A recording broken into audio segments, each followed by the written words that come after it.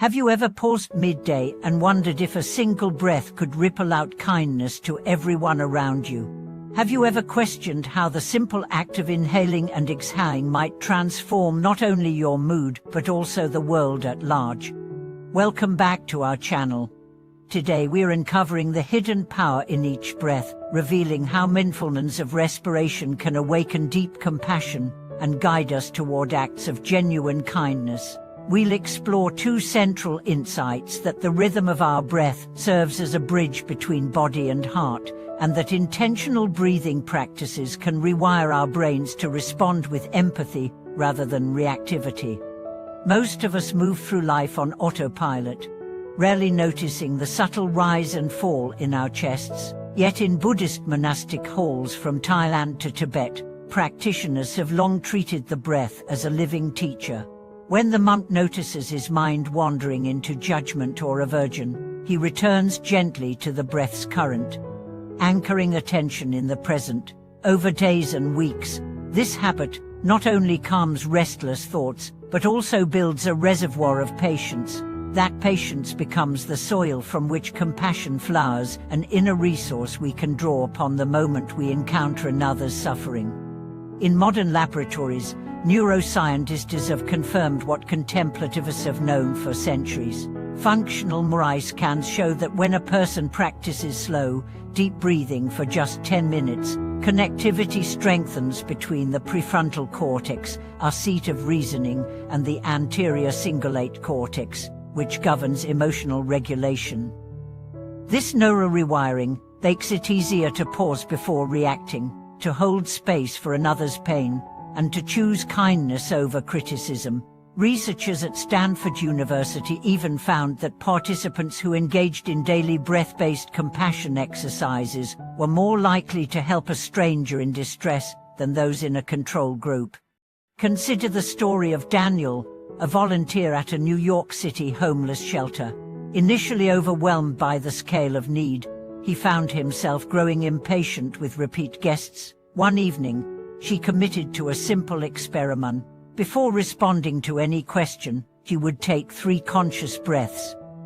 On the first inhale, he acknowledged his own fatigue. On the exhale, he offered silent goodwill to the person before him. By the end of his shift, he noticed that his tone had softened, his listening deepened, and the guests felt seen rather than judged. Word of his calm presence spread, inspiring other volunteers to adopt the same practice. Or take Mai Ling, a nurse in Taipei's intensive care unit. Faced daily with patients in pain and families in distress, she began each morning with a compassionate breath circles, a brief gathering where staff shared a single deep breath together, setting an intention for kindness that day.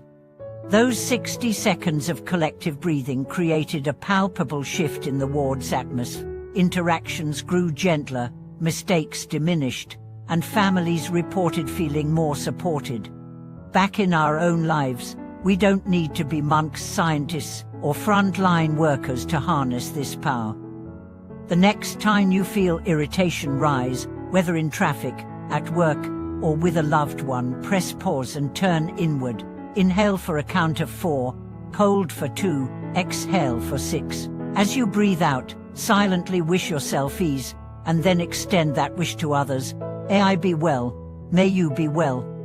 Over time, these micro moments of mindful breathing accumulate, weaving compassion into the very fabric of our daily existence. They remind us that every inhalation brings new potential, and every exhalation releases tension that obstructs our capacity to care.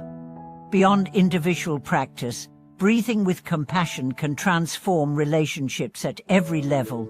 In one suburban neighborhood in Melbourne, a group of parents weary from school drop-offs and busy schedules decided to try something different.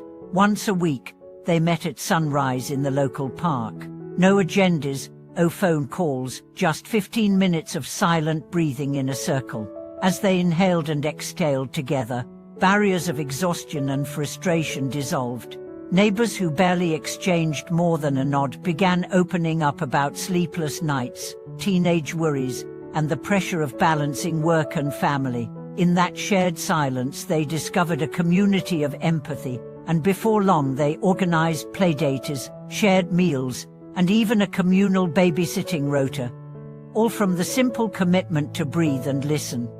In therapeutic settings, breath-centered compassion has proven equally potent. Driver Kieran O'Leary, a clinical psychologist in Dublin, incorporated breath awareness into trauma therapy for survivors of violence.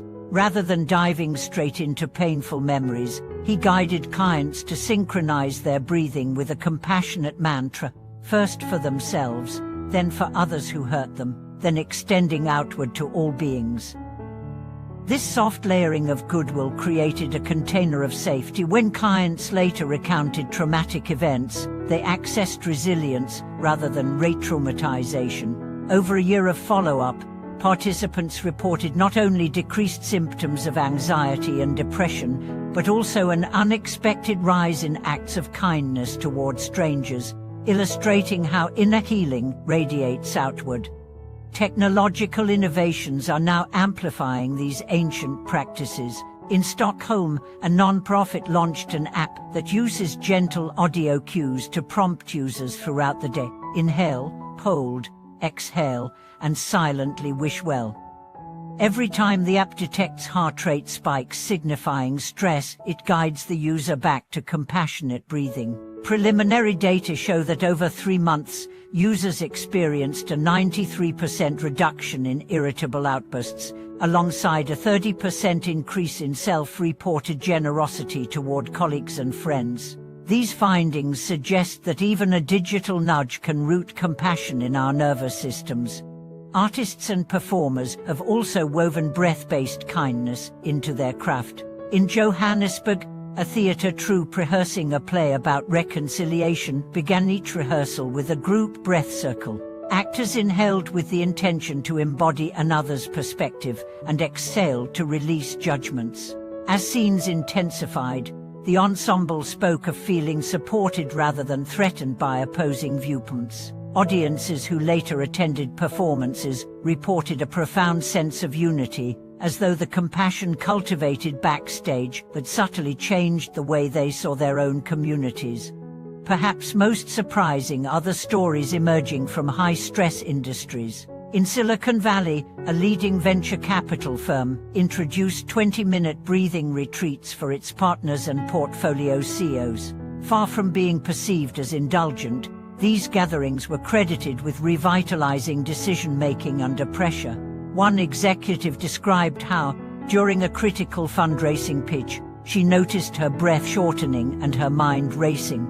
She paused for 3 conscious breaths, returned to the room, and delivered her proposal with calm confidence. Investors later remarked on her poise, attributing their trust to the authenticity she radiated. Across these diverse contexts, a clear truth emerges: kindness grows on the breath. Each inhale primes us to receive the world with curiosity. Each exhale frees us to respond with generosity. Whether in hospitals, homes, theaters, or boardrooms, the simple practice of compassionate breathing reshapes our relationships with ourselves and with each other. As you go about your day, remember that every moment offers a chance to return to your breath, to invite compassion in, and to let it ripple outward in ways you may never fully witness but that quietly change the world.